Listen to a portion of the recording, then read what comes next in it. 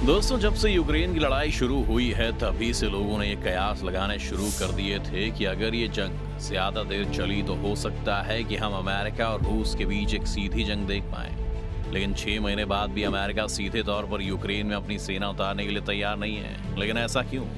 क्या अमेरिका को मालूम है कि वो रूस के सामने टिक नहीं पाएगा, या वजह कुछ और है? और अगर इन दोनों देशों के बीच युद्ध हो जाता है तो कौन जीतेगा? किसके पास ज्यादा एडवांटेज है और कौन सा देश ज्यादा स्ट्रांग है?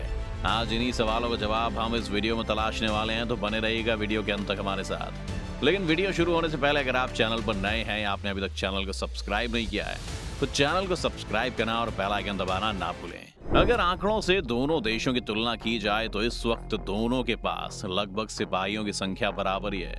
जहां अमेरिका के पास 13 लाख सिपाही हैं, वहीं रूस के पास 11 लाख। लेकिन क्योंकि अमेरिका की पॉपुलेशन रूस से दोगुनी है तो हम ये मानकर चल सकते हैं कि जंग के हालात में अमेरिका ज्यादा सोल्जर्स को मैदान में उतार सकता है।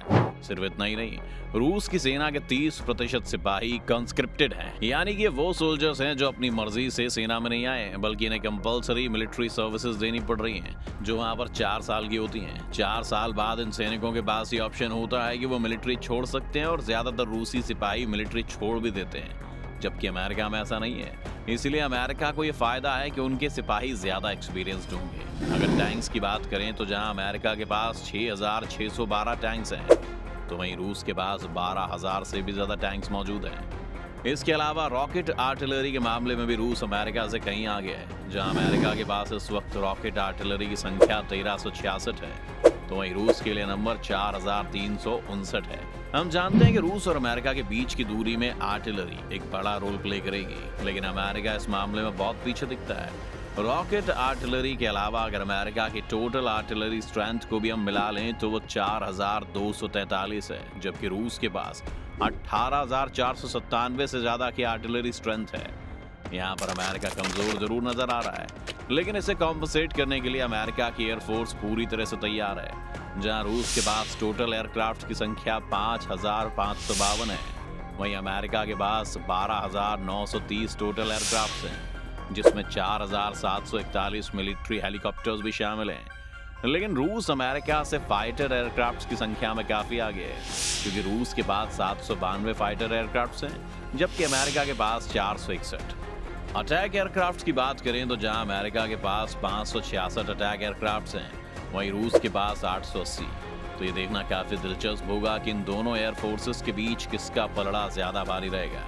नेवल शिप्स के मामले में चीन इस वक्त दुनिया की सबसे बड़ी पावर है, जिसके बाद रूस का नंबर आता है, और फिर तीसरे नंबर पर अमेरिका है। आज रूस के पास टोटल 662 नेवल शिप्स हैं, जबकि अमेरिका के पास सिर्फ 460।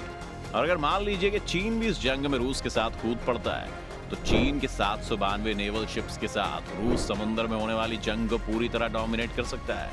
अमेरिका के पास सिर्फ एक एडवांटेज है कि उनके पास 20 एयरक्राफ्ट कैरियर शिप्स हैं, जबकि रूस के पास सिर्फ एक। और क्योंकि अमेरिका की एयरफोर्स रूस से बड़ी है, इसलिए इन दोनों का साथ में आना अमेरिका को थोड़ी बहुत एडवांटेज दे सकता है। अमेरिका के पास एक और बड़ी एडवांटेज ये है कि उनका डिफेंस बजट इस वक्त $801 बिलियन है, जो पाकिस्तान जैसे देशों की कुल जीडीपी से भी 4 गुना बड़ा है। इसलिए जो भी एयरक्राफ्ट या सबमरीन्स अमेरिका के पास नहीं है वो उन्हें खरीद सकता है।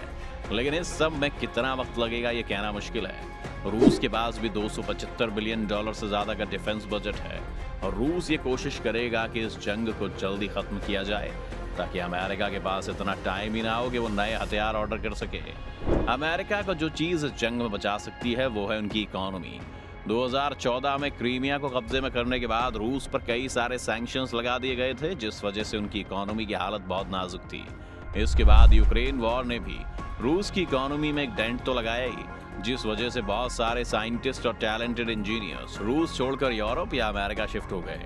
वहीं अमेरिका की इकोनॉमी लॉकडाउन के बाद भी अच्छा परफॉर्म कर रही है। डॉलर दिन ब दिन मजबूत होता जा रहा है, जिस वजह से न सिर्फ अमेरिका इस जंग को कई महीनों और सालों तक कंटिन्यू कर सकता है, वहीं उसके पास रूस से ज्यादा एडवांस्ड हथियार डेवलप करने की कैपेबिलिटी भी है। इकोनॉमी के बारे में बात करना इसलिए भी जरूरी है क्योंकि दोनों देश जिस तरह से अपना मिलिट्री बजट खर्च करते हैं उनमें भी बहुत बड़ा फर्क है। जैसे कि रूस के पास जो भी हथियार और एयरक्राफ्ट्स हैं वो रूस की एक कंपनी बनाती है, जिससे डायरेक्टली पुतिन की सरकार कंट्रोल करती है, जिस वजह से परेशानी ये है कि वहाँ की आर्म्स इंडस्ट्री में कोई कंपटीशन नहीं है।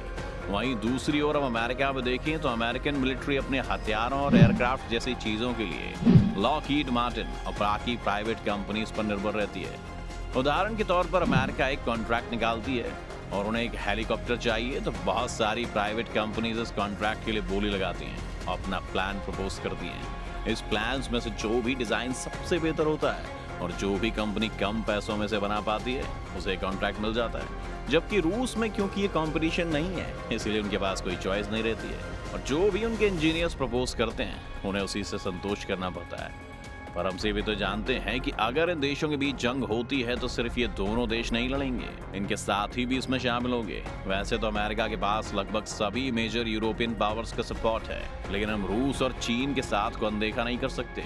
एक युद्ध में इंटेलिजेंस का रोल काफी बढ़ जाता है और हाल के कुछ सालों में हमने देखा है कि चीन ने अपने सर्वेलेंस सिस्टम को बहुत डेवलप कर लिया है और अगर रूस इस सिस्टम का इस्तेमाल करता है तो अमेरिका और उनकी मिलिट्री की ज्यादा अच्छे से जासूसी कर पाएगा।